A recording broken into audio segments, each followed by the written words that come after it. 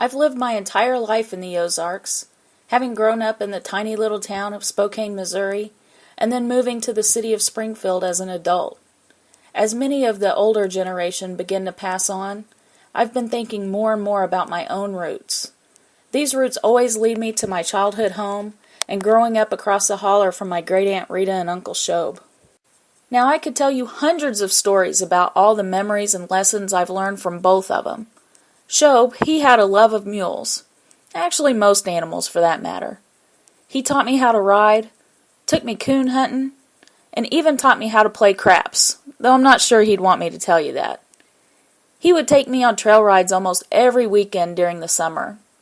I don't think he ever met a stranger. I remember him striking up conversations with people we'd pass along the road. I'd like to think I'm a little like that myself. Never met a stranger. We unfortunately lost Shobe in '97, but he was a pretty unique character, and we were lucky to have had him in our lives. I think Rita is one of the strongest women I've ever known.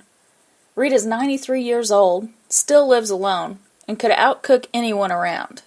She's always lived the farm life, and held her own even though she's only about 4 foot tall. She never seems afraid of anything. She's always just said she does what's needed and doesn't think twice about it.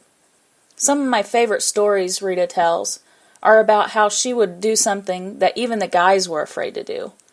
I asked her if she'd tell me a couple of my favorite ones just so I could share them with you. 'Cause if you're looking at me, you're looking at country. You don't see no city when you look at me, 'cause the country's all I am. I love running barefooted through the old cornfields, and I love that country ham.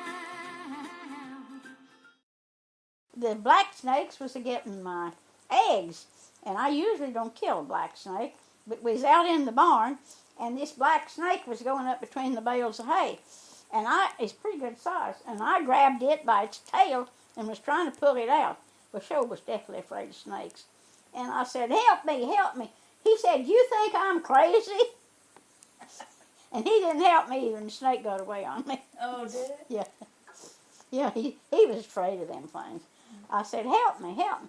He said, you think I'm crazy? Oh.